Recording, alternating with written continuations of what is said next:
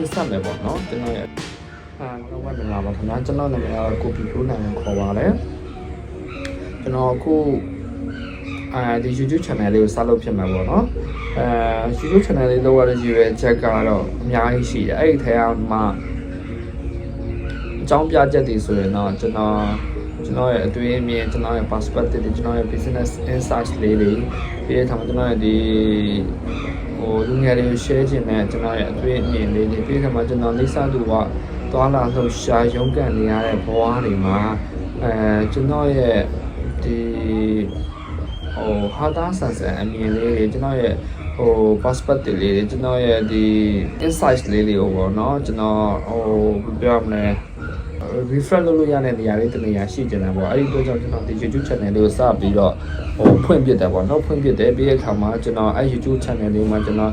လိမ့်စားသူမှာဗီဒီယိုလေးတွေနည်းနည်းများတင်ပြမယ်ပေါ့နော်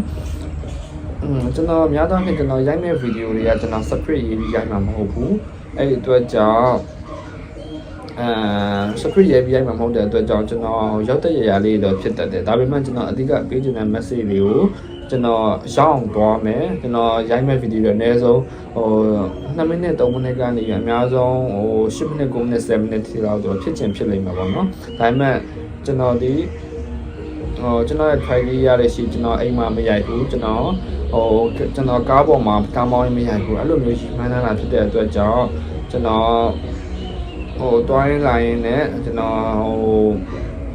ပြောချင်တဲ့ message လေးတွေရှိတယ်ပေးချင်တဲ့အတွေးမြင်လေးရှိတယ်ပြီးတဲ့အခါမှာဒီကဘာကြီးပေါ်မှာ21ရာစုမှာဖြစ်ပျက်နေတဲ့အရာတွေနဲ့လည်းကျွန်တော်စူးစမ်းလေ့လာမှတ်သားထားတဲ့အရာလေးတွေကို short ပြီးတော့ point brainstorming လုပ်တဲ့အချို့အချက်လေးတွေဆိုရင်လည်းကျွန်တော်ဟာတာလေးနဲ့ရောနှောပြီးတော့ပေါ့နော်ကျွန်တော်စနစ်တကျလေး run မယ်ပေါ့နော်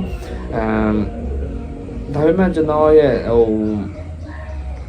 အချိန်တော်များများတော့ကျွန်တော်အဲ့ဒီအတွက်ကြောင့်ပေးနိုင်မှာမဟုတ်ဘူးအဲ့ဒါကြောင့်ကျွန်တော်အားရင်အားလို့တစ်ပတ်ကိုဗီဒီယိုတစ်ပုတ်ဖြစ်ချင်တယ်ဖြစ်မယ်နှစ်ပုတ်ဖြစ်ချင်တယ်ဖြစ်မယ်ကျွန်တော်ဒီရတဲ့အချိန်လေးတွေမှာရတယ်လို့မျိုးကျွန်တော်ဒီ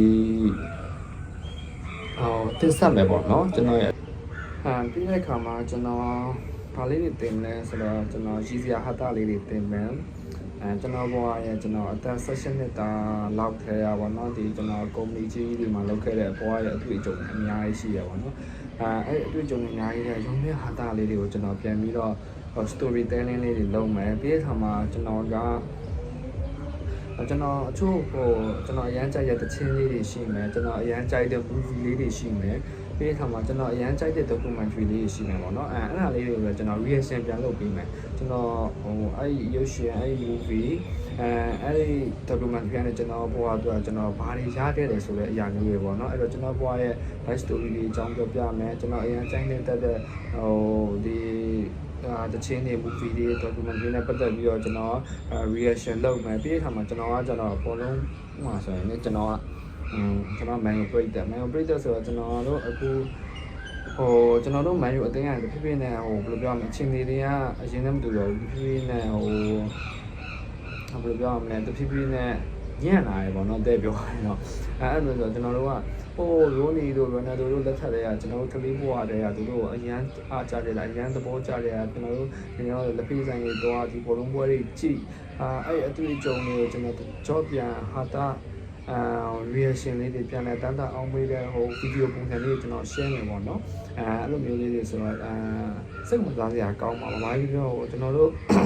ဘယ်လိုပြောရမလဲအတွေ့အကြုံလေးတွေကျွန်တော်တို့ဘဝရဲ့ရခဲ့တဲ့ဟာလေးတွေကိုလည်းရတာတစ်ခုအနေနဲ့တော့ပြန်လဲနားထောင်နိုင်တယ်လို့ယုံကြည်ရပါတော့အဲ့အတွက်ကြောင့်ကျွန်တော်ဒီ YouTube channel လေးကိုစဖြစ်မယ်ကျွန်တော်တစ်ခါတလေမှာကျွန်တော်ရဲ့ဒီလူတွေပေါ်မှာပေါ့နော်comment ပေးခြင်းတဲ့အရာလေးဒီဘလုံးအသင်းတွေပေါ်မှာ comment ပေးခြင်းတဲ့အရာလေးကိုလည်းကျွန်တော်အလဲချင်းပြုလုပ်မှာပေါ့နော်ဒီ channel လေးကနေပြီးတော့အဲ့တော့အားလုံးကြည့်ရှုအားပေးကြပါဦးလို့ကျွန်တော်ပထမဆုံးဗီဒီယိုအနေနဲ့post တင်ပြီးတော့ကျွန်တော်ဒီ introduction လေးစလိုက်တယ်ပေါ့နော်ကျေးဇူးအများကြီးတင်ပါတယ်